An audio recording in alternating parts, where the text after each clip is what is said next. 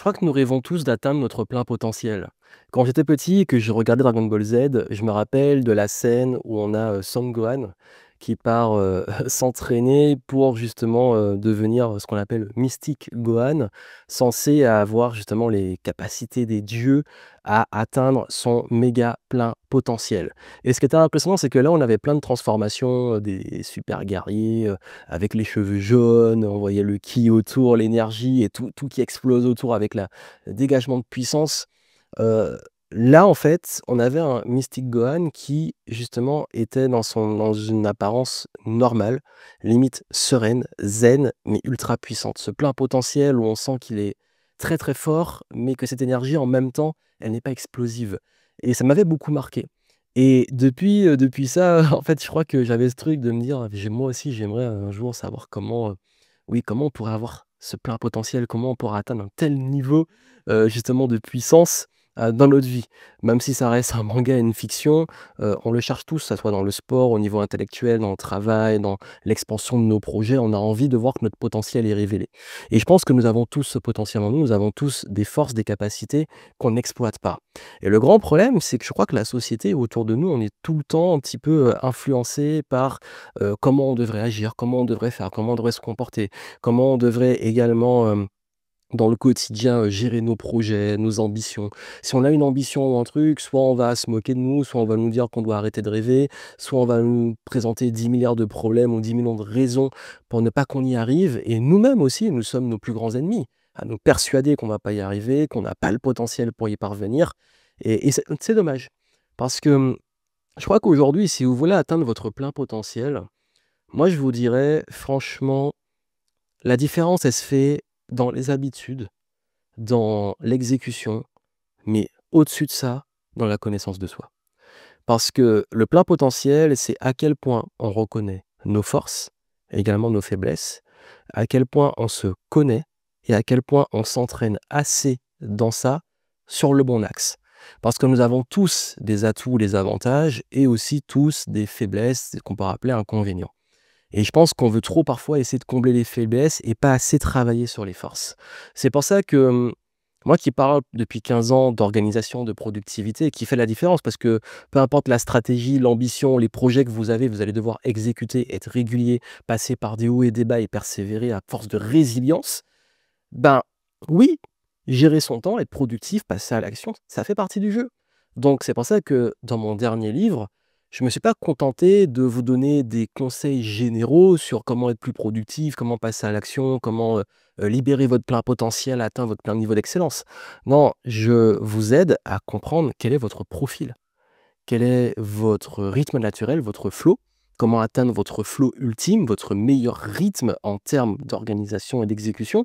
Mais également votre profil tasker, votre mode opérationnel, comment vous passez à l'action, comment vous disciplinez, comment vous motivez, comment, vous planifiez et fixez les objectifs. Et justement aujourd'hui, je voulais vous présenter ces différents profils et vous montrer, ces différents profils à leur plus bas potentiel et à leur plein potentiel. Et j'ai trouvé que c'était intéressant parce que je crois que plutôt que vous allez découvrir les profils dans le livre, je vous invite vraiment à le lire et à faire le diagnostic pour le découvrir. Mais, si vous avez déjà votre profil, ben, vous pourrez peut-être justement si vous souhaitez, bah, aller directement, on vous mettra le timecode, le moment où je parle de ce profil, directement. Comme ça, on vous mettra les différents, styles de flow et profil tasker et justement, bah, si vous connaissez pas encore les profils, allez découvrir. Parce que là, je vais pas les présenter en détail, je le fais là dans le livre, je vais juste présenter très rapidement mais vous allez découvrir surtout les styles de flow et les, profils tasker en plein et plus bas potentiel. Donc, on va commencer par les flows et ça, c'est le rythme. Le flow, c'est votre rythme, ce sont vos cycles et cetera.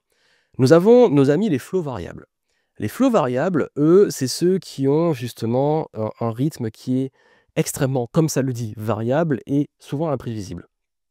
En plus bas potentiel, quand vous n'avez pas enfin appris à gérer ce flow ou que vous ne le connaissez pas, vous n'êtes pas conscient ou que vous n'avez pas appris à le maîtriser, vous vous retrouvez, je vais lire parce que c'est dans les annexes du livre, dans le chaos énergétique permanent, aussi entre hyperactivité et épuisement total. Vous culpabilisez de votre inconstance, vous vous comparez au rythme des gens qui sont réguliers et vous accumulez des projets non terminés, vous naviguez à vue dans l'urgence permanente et du coup vous perdez de confiance en vous. Quand vous avez enfin une vie en harmonie avec ce flow, là, vous apprenez à lire les vagues intérieures, à anticiper vos cycles, à utiliser vos pics d'énergie pour faire tout ce qui est important et pendant les bas, à déculpabiliser et récupérer ou faire ce que vous pouvez faire pendant ces moments-là.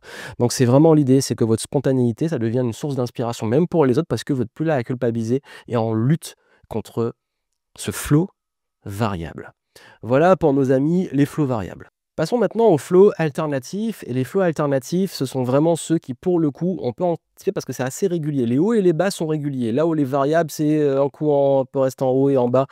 Alternatif, c'est vraiment régulier. Donc vous savez généralement à l'avance les hauts, les bas, les hauts, les bas. Donc quand vous êtes en lutte contre votre flow, vous vous retrouvez à culpabiliser pendant les phases basses et à trop en faire pendant les phases hautes. Ça veut dire que comme vous savez qu'en plus quand vous êtes en haut, il va arriver le bas, vous voulez vous donner à fond, vous vous cramez et vous pouvez même créer les bas. Donc du coup, vous vivez souvent dans une lutte pardon, contre ce cycle et les gens autour de vous peuvent avoir tendance à ne pas comprendre et ça crée du stress de performance quand ça va et de la culpabilité quand ça va pas.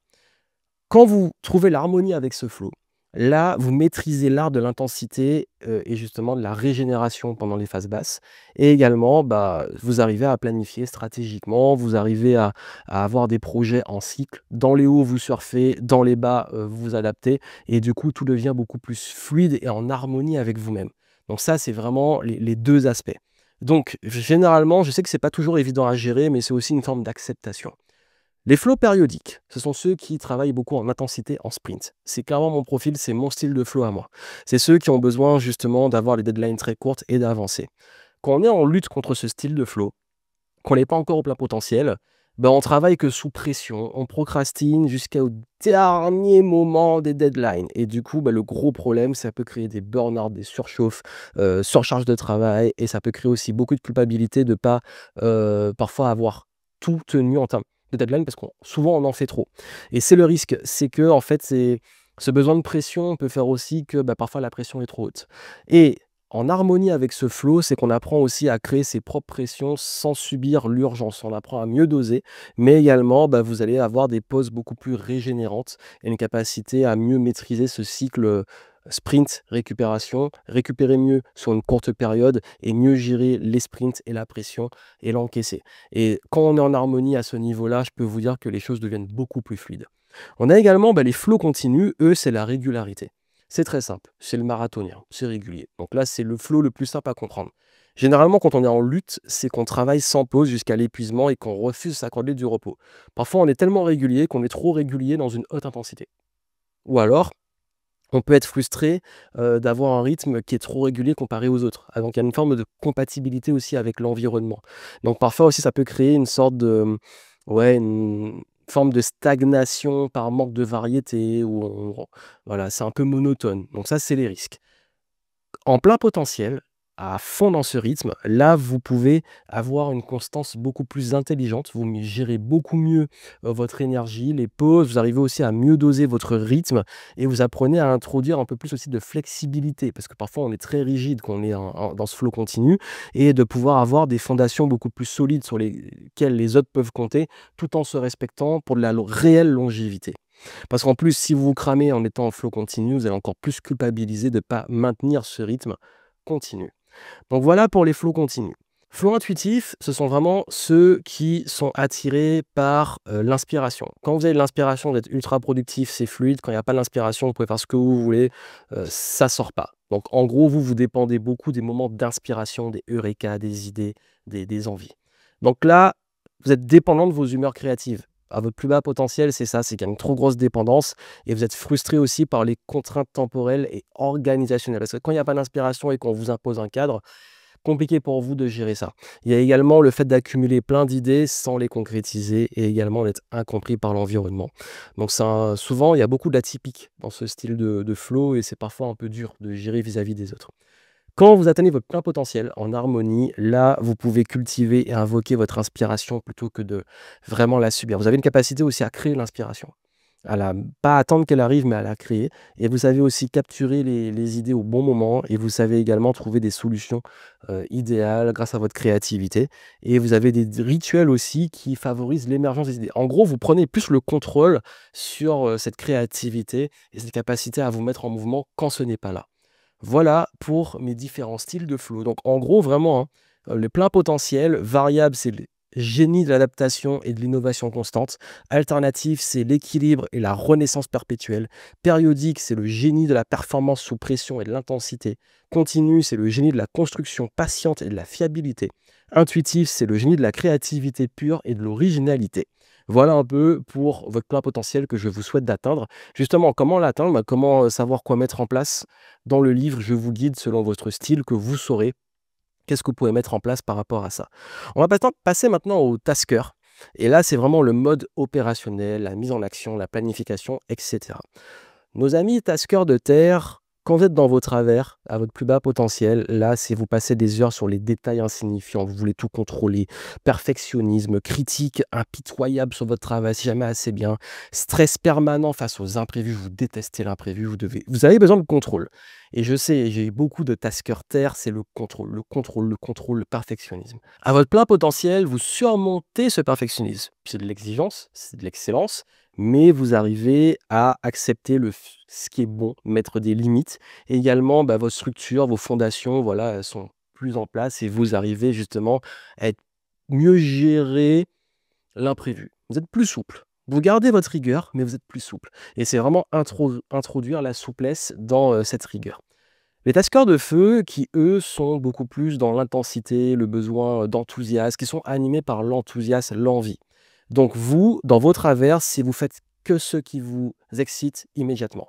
Vous êtes motivé que quand il y a des choses qui vous animent. Le problème, c'est que ça peut créer du surépuisement, parfois du burn-out express. Parfois, vous vous lancez, vous finissez pas, vous n'allez pas au bout. Parfois, vous vous dispersez dans plein de choses parce que enthousiasme, enthousiasme, idée, et vous partez dans toutes les directions. Et du coup, quand vous vous ennuyez, vous êtes frustré. Si vous voulez atteindre votre plein potentiel, il faut apprendre à gamifier les tâches et à utiliser vos pics d'énergie de façon stratégique et mieux récupérer. Aussi, vous entraîner à aller jusqu'au bout des choses.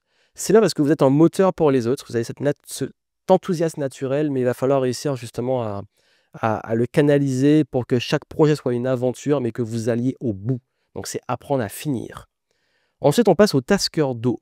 Mes amis taskers d'eau, alors dans vos travers, c'est vous changez constamment d'avis, selon les influences extérieures, l'environnement. Comme vous êtes très agile, vous laissez trop influencer par ce qui est autour de vous et souvent, vous évitez parfois de prendre des décisions trop difficiles par peur que des frictions, de la critique, des conflits. Parfois aussi, vous manquez de tranchant sur les positions. Vous avez tendance à vouloir être trop équilibré et dire oui à tout pour vous, mais aussi pour les autres.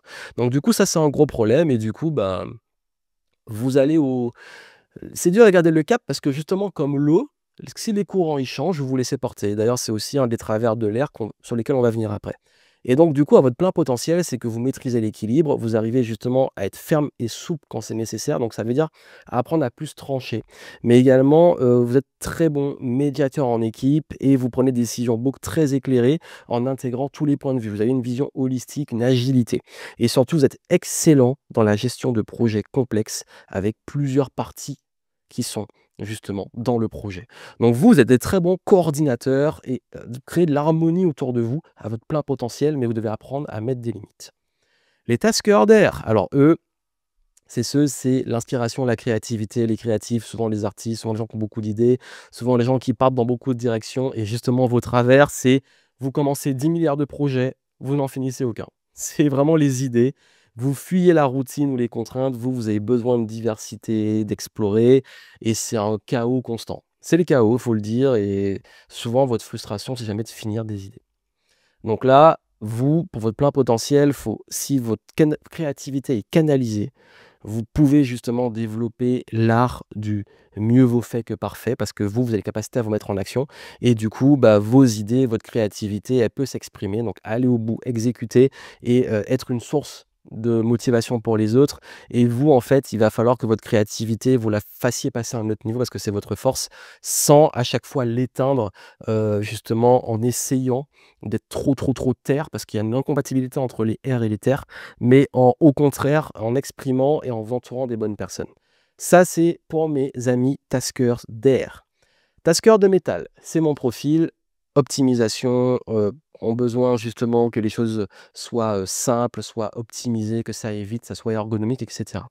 Les travers, oui, obsédés par l'efficacité au détriment parfois, de l'humain, il faut le dire. Impatient quand c'est pas optimisé, frustré par l'inefficacité des autres. C'est l'histoire de ma vie, ça a été c'est pendant très longtemps que j'ai vécu ça. Parfois trop, trop, trop vers du process, pas assez sur l'humain et puis, l'épuisement de la suroptimisation, et pouvoir, pense pouvoir tout faire, tout gérer, dire oui à tout parce qu'on va optimiser. Ça, c'est au plus bas potentiel, task metal, c'est ce que j'ai vécu moi par le passé. À son plein potentiel, oui, optimisation intelligente, c'est quand optimiser et c'est quand accepter l'imperfection humaine. Il faut accepter que l'humain est imprévisible, imparfait. Et ça, j'ai appris, moi, beaucoup. J'ai appris à être patient, à accepter aussi que les choses ne vont pas forcément aller vite, etc. Mais également, multiplier l'impact, scaler, optimiser les process, faire des connexions et créer un équilibre. Et ça, c'est ultra puissant parce que vous pouvez aussi trancher, choisir rapidement et optimiser les connexions. Et c'est une grande capacité de décision. Ça, c'est le plein potentiel des taskers de métal et c'est très compatible parce que c'est l'opposé des taskers d'éther, les derniers, ceux qui sont animés par la vision, la projection, l'observation, le futur. Et vous, vos travers, c'est vous vivez constamment dans l'abstraction de l'opérationnel. Vous êtes des rêveurs. Souvent, éther sont rêveurs, un peu comme les R, mais à un autre niveau. C'est vraiment la vision. Et du coup, bah, ils sont frustrés par les détails insignifiants du quotidien, par quand il faut faire, et beaucoup, beaucoup, beaucoup, beaucoup d'idées, beaucoup de concepts, mais parfois pas de matérialisation. Donc, c'est votre plus gros problème. Donc, aussi, parfois, difficulté à respecter les échéances, parfois des oublis, un manque un peu de rigueur. À votre plein potentiel, vous êtes des visionnaires de malades. Vous savez anticiper, vous avez 10 milliards de coups d'avance. Vous êtes très bon stratège, très bon aussi parfois en plan d'action, mais plus loin. Par contre, il va falloir justement utiliser vos intuitions pour anticiper les tendances, mais savoir aussi comment les transformer en opérationnel. Donc, soit vous entourer de terre et de métal, mais aussi d'équilibrer la vision et l'exécution si c'est vous par vous-même. Donc là, vraiment, comme vous avez toujours des coups d'avance, c'est cool, mais il faut que ces coups, vous puissiez les jouer, pas juste les imaginer. Et ça, c'est important pour mes amis taskers d'Ether. Voilà pour les différents profils. Vous avez vu, bon, je sais que c'était pas forcément le truc le plus fun parce que j'ai fait le descriptif enchaîné, mais il fallait que je le fasse. Fallait que je le fasse pour vous montrer aussi le avant-après. Et ça, c'est je vous ai lu les annexes justement, du livre et c'est à la fin du livre, vous les avez en annexe et justement, dans le livre aussi, vous avez tous les profils et comment, passer du avant au après et c'est vrai que, comme j'ai dit, il y a pas de mauvais profil, il y a juste des profils de personnalité, des modes de fonctionnement. Chacun a ses, inconvénients et ses avantages et c'est justement en les connaissant, en les comprenant qu'on arrive à les gérer, vous, mais aussi comprendre les autres, qu'on a une interaction avec les autres, qu'on a envie que si on est en équipe, si on a envie d'avoir le plein potentiel de chacun dans l'équipe, comprendre ça et chacun est à sa place. C'est pour ça aussi que chacun, s'il est bien positionné dans une équipe, moi j'ai des taskers d'éther sur la vision, l'objectif, la R&D, l'observation, les idées. Parfois je demande des feedbacks, c'est vraiment les créatifs. Taskers de terre pour tout ce qui est comptable, finance, mesures, chiffres. Taskers de métal, c'est beaucoup moi, mais aussi dans l'équipe, je sais que c'est ceux qu'on va mettre sur tout ce qui est scalabilité, process, automatisation et tout. Tasker d'air, c'est plus ceux qu'on va vraiment mettre en créa, tout ce qui est travail créatif et les taskers de feu, c'est parfois qu'on a envie de booster des projets, c'est aussi ceux qui vont créer de l'enthousiasme. Et puis les hauts, je parle pas forcément dans mon équipe, mais de ce que j'ai vu aussi autour de moi. Moi, j'ai plus vraiment, comme j'ai pas une grosse équipe, j'ai plus éther, j'ai moi métal, éther, eau et pour la relation client eau et beaucoup, j'ai un peu, je sais pas, c'est un feu et air un peu mélangé. Parce qu'on avait fait le test et ça s'équilibre entre les 2.